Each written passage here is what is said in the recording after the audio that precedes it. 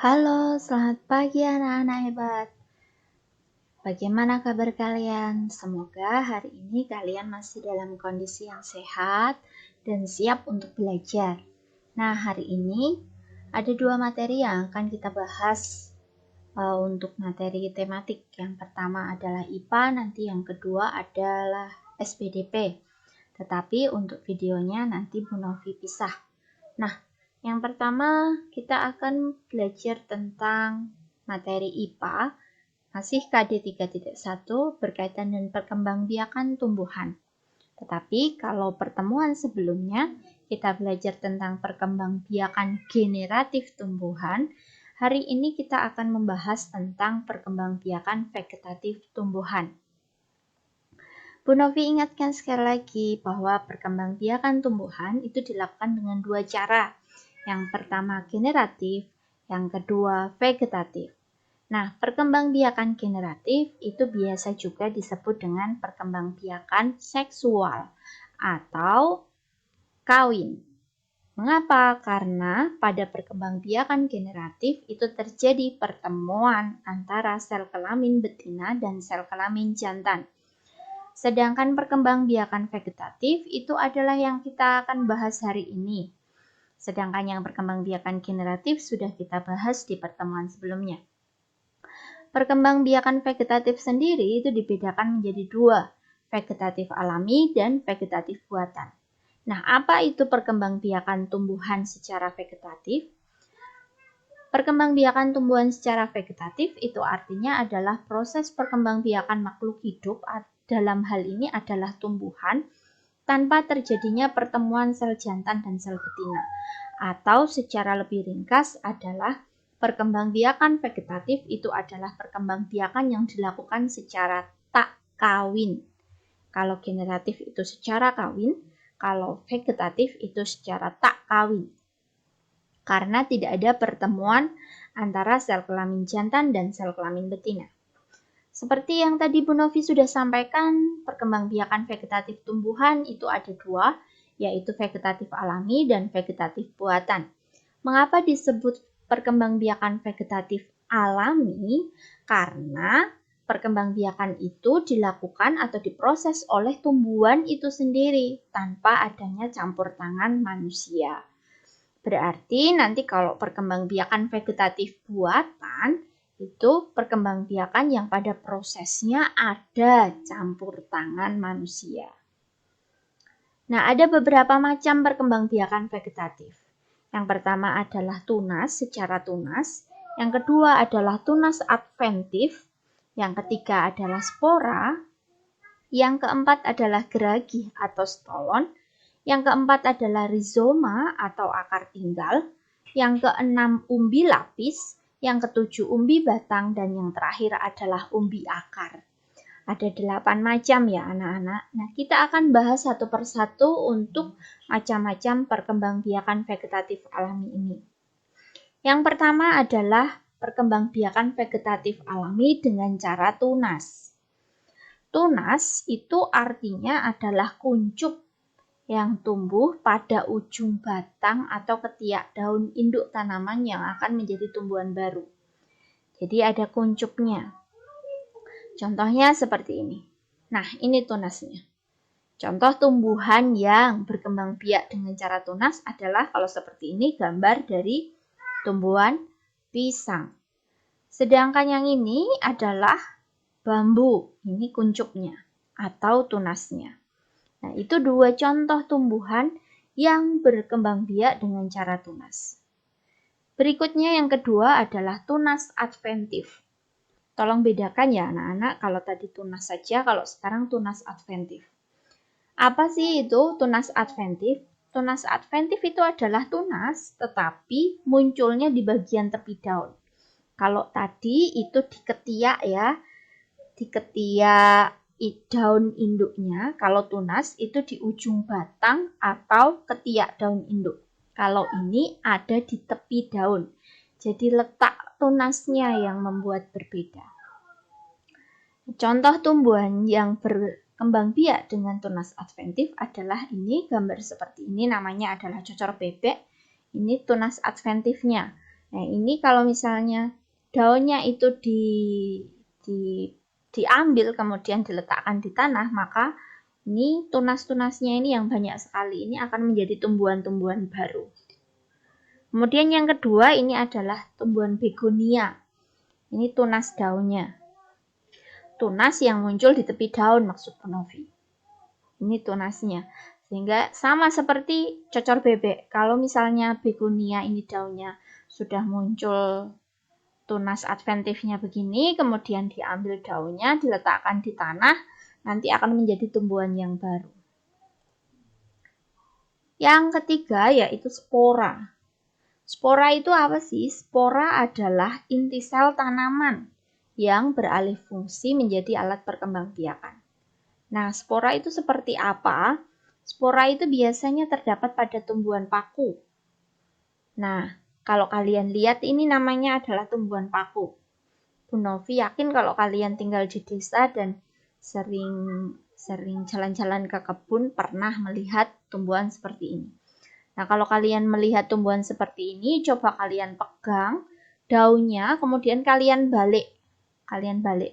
Kalau seandainya sporanya itu sudah matang atau sudah beralih fungsi menjadi alat perkembangbiakan, maka di balik daunnya itu ada titik-titik seperti ini. Nah, sporanya itu bukan ini ya. Sporanya itu berada di dalam. Nah, spora ini yang kita lihat ini namanya adalah sporangium, Sporangium yang terkumpul dalam sorus. Nah, nanti kalau misalnya ini sudah matang, sporangiumnya ini akan seperti terbuka begitu sehingga keluar serbuknya. Nah, serbuknya itulah yang disebut dengan spora.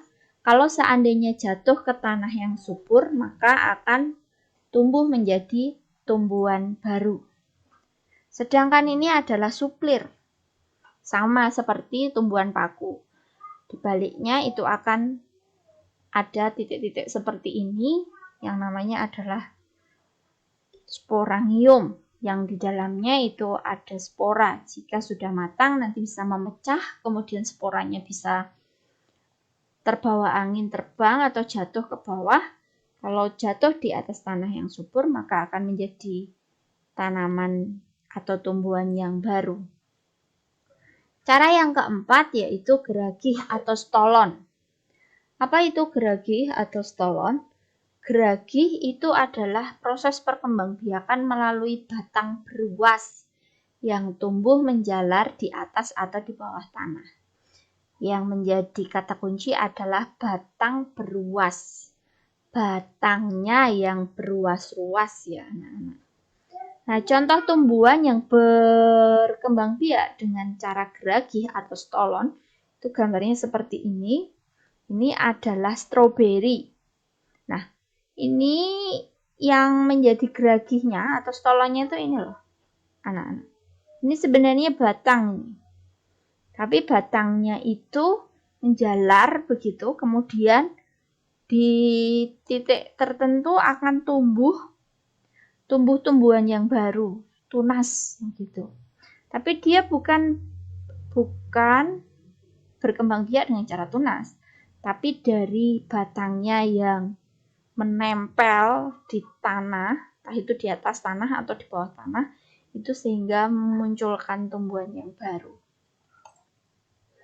Sedangkan ini adalah rumput teki. Bu Novi mencari gambar yang asli itu agak kesulitan, ini kan seperti kartun. Sama ini juga batangnya. Jadi batangnya menjalar ke sana, kemudian di sini muncul tumbuhan yang baru, di sini muncul akar, kemudian batangnya ada yang menjalar ke sana lagi dan seterusnya. Kemudian cara yang kelima adalah rizoma atau akar tinggal. Rizoma atau akar tinggal itu apa? Rizoma itu adalah batang yang tumbuh menjalar di bawah tanah dengan bentuk menyerupai akar. Kalau ini batangnya beruas ya anak-anak. Ingat, geragi itu batangnya beruas-ruas. Kalau kamu susah menggambarkan batang beruas itu kayak apa? Ruas itu gambaran kasarnya seperti bambu itu. Jadi kayak ada garis-garisnya. Batangnya bergaris-garis seperti itu. Nah, kalau rizoma, ini batangnya tumbuh menjalar di bawah tanah. Sehingga menyerupai bentuk akar. Contoh tumbuhan yang berkembang biak dengan rizoma atau akar tinggal itu contohnya yang pertama adalah ini. Ini lengkuas. Lengkuas, jahe, dan seterusnya itu berkembang biak dengan cara rizoma. Temulawak, kunyit. Kemudian yang ke-6 itu adalah umbi lapis. Umbi lapis yaitu bagian pelepah daun yang bentuknya berlapis-lapis. Biasanya digunakan sebagai tempat cadangan makanan. Nah, contoh tumbuhannya ini. Ini sebenarnya cadangan makanan. Tetapi seandainya ini nanti sudah kering, begitu sudah cukup kering. Jadi kalau misalnya bawang merah begitu sudah cukup lama disimpan, ini nanti di sini itu akan ada muncul tumbuhan baru. Nah, terus tumbuhan baru ini jadi hidup sehingga di sini muncul daun dan di sini muncul akar. Selain bawang merah, contoh lainnya adalah lobak. Kemudian berikutnya yang ke-7 adalah umbi batang. Umbi batang adalah bagian batang tumbuhan yang tumbuhnya di dalam tanah. Sama seperti umbi sebelumnya tadi, umbi lapis, yang biasanya digunakan untuk menyimpan cadangan makanan. Contoh tumbuhannya adalah ini kentang, kemudian kalau ini ubi. Kalau cara perkembangbiakannya umbi, kalau ini namanya ubi. Beda satu huruf tapi beda artinya ya anak-anak. Selain ini ada juga ketela rambat atau yang ketela kalau bahasa Jawanya itu telo pendem itu. Terus yang terakhir adalah umbi akar. Umbi akar yaitu bagian akar tanaman yang mempunyai fungsi menyimpan cadangan makanan. Jadi simpanan cadangan makanannya itu ada di akar. Contohnya adalah singkong, ketela, pohon.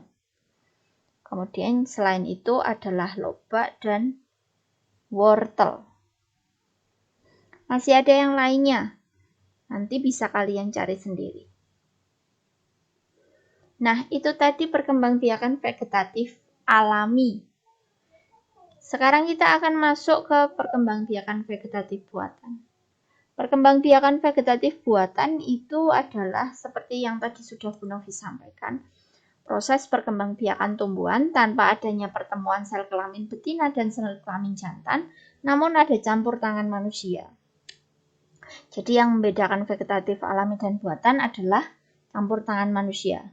Mengapa kok dilakukan perkembangbiakan vegetatif buatan ini? Mengapa harus dicampuri dengan manusia proses perkembangbiakan tumbuhan ini?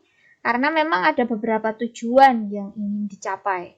Yang pertama adalah agar hasil tanaman yang baru itu sama dengan induknya. Sifatnya dalam hal ini misalnya tanamannya itu buahnya besar-besar dan manis-manis, dagingnya tebal, dan seterusnya.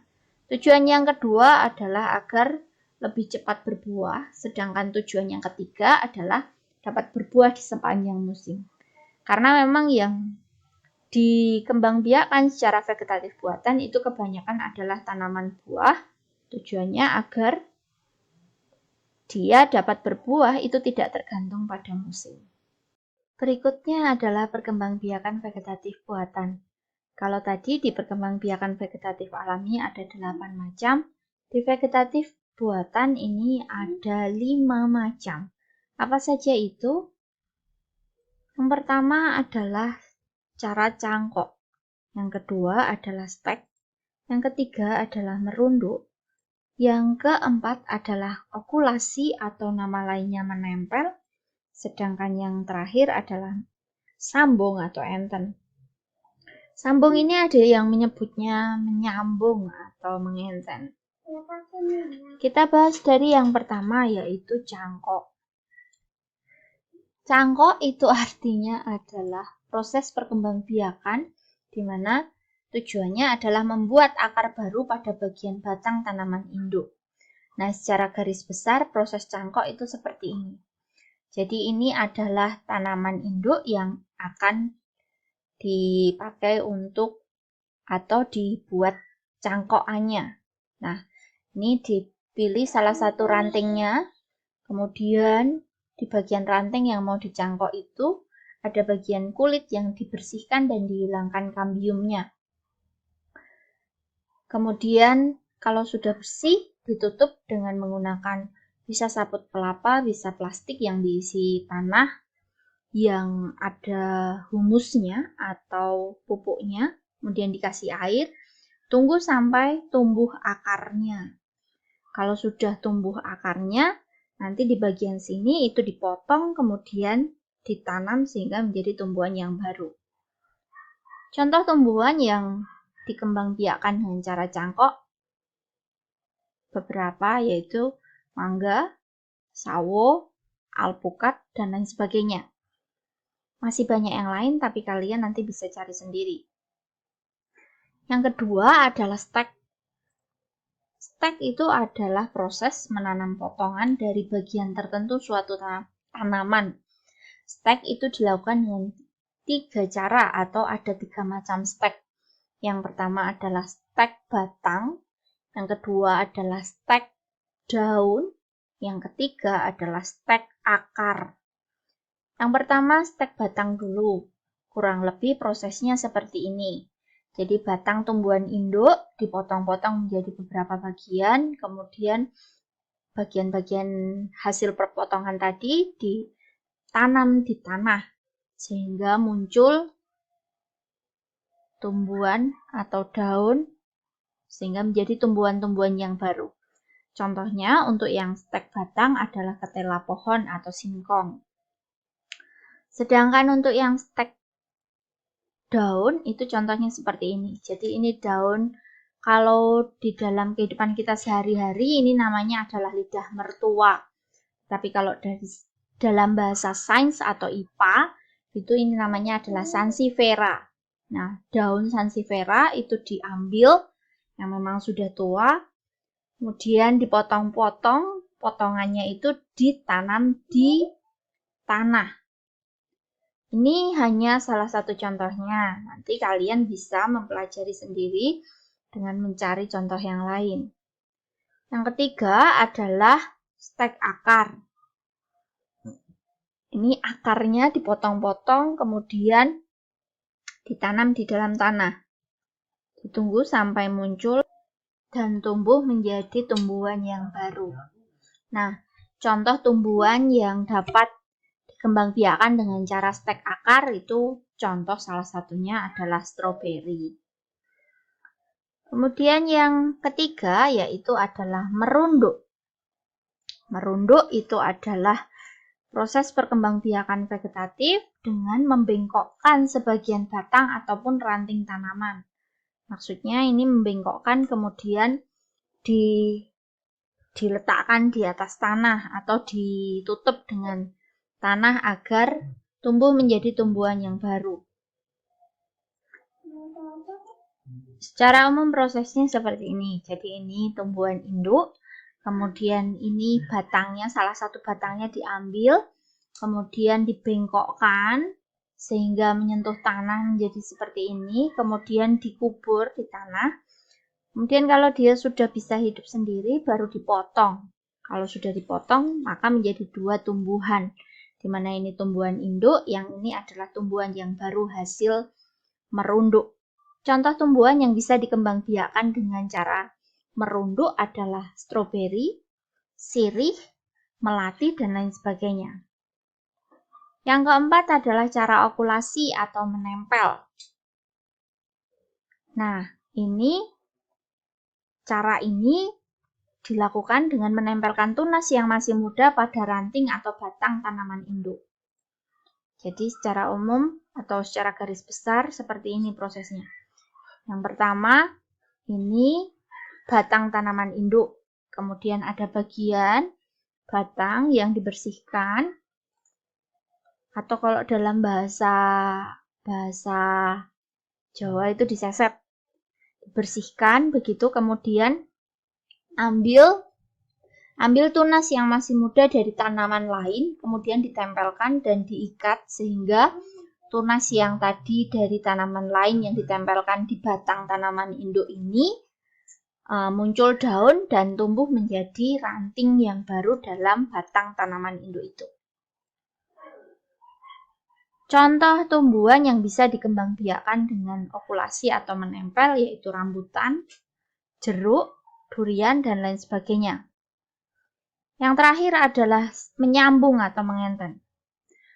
Menyambung itu adalah perkembangbiakan tak kawin atau perkembangbiakan buatan dengan cara menggabungkan batang bawah dengan batang atas dari tanaman yang berbeda untuk mendapatkan jenis tanaman yang baru. Jadi ada dua tanaman. Ini batang bawahnya. Batang bawah itu berarti dari batang sampai ke akar. Ini batang atasnya. Ini nanti yang akan muncul tunas dan kemudian daun dan lain sebagainya. Nah, ini dari tanaman yang berbeda. Ini dari tanaman yang berbeda. Antara batang bawah dan batang atas itu dari tanaman yang berbeda. Kemudian ini dibuka sedikit. Ini dibuat seperti ini. Kemudian disisipkan di tengah-tengahnya, diikat. Nah, ikatannya itu tidak akan dilepas sampai tumbuhan ini benar-benar hidup. Bahkan banyak yang tidak perlu dilepas ikatannya. Ini ditunggu sampai tunas yang ada di sini itu tumbuh besar menjadi batang yang kuat dengan jenis tanaman yang baru. Nah, contoh tumbuhan yang bisa dikembangbiakkan dengan cara menyambung yaitu terong dan tomat. Jadi batang terong dan batang tomat misalnya. Mengapa ini bisa dilakukan? Karena ini sejenis. Kalau terong dengan mangga kan beda jenis ya. Jadi tidak bisa. Nah, kemudian yang berikutnya durian dan lai. Lai itu buahnya hampir seperti per. Buahnya hampir seperti per. Ini dipakai karena lai itu batangnya cepat besar, cepat berbuah, sedangkan durian itu batangnya lebih membutuhkan waktu lama untuk berkembang, sehingga yang diambil buah duriannya batangnya menggunakan lai. Itu tadi 5 macam perkembangbiakan vegetatif buatan. Kalau kalian mau lebih jelas, mau lebih detail, mau lebih lengkap lagi, kalian bisa membaca sendiri, bisa dari e-book atau kalian bisa searching sendiri dari internet, karena sumber belajar itu tidak hanya dari Bu Novi. Oke, demikian tadi penjelasan dari Bu Novi. Berikutnya adalah tugas untuk kalian hari ini, materi IPA.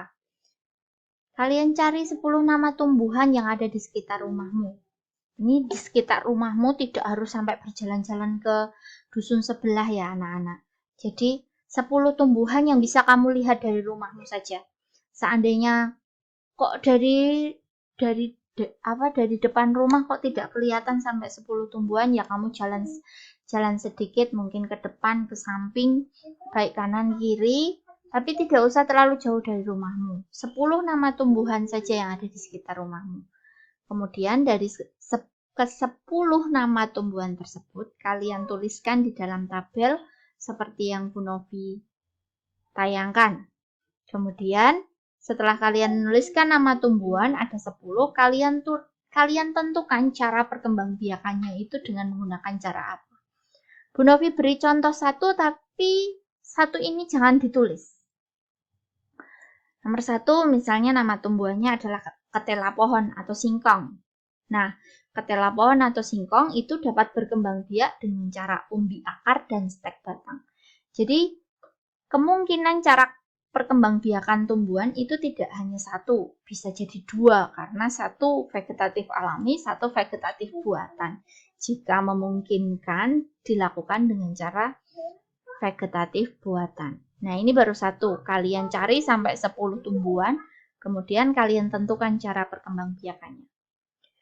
Demikian tadi tugas kalian dan penjelasan dari Bu Novi. Selamat belajar, selamat mengerjakan. Tetap patuhi protokol kesehatan. Ingat, tidak perlu terlalu jauh dari lingkungan rumahmu. Jadi cukup dari depan rumahmu saja. Terima kasih anak-anak, sampai jumpa lagi.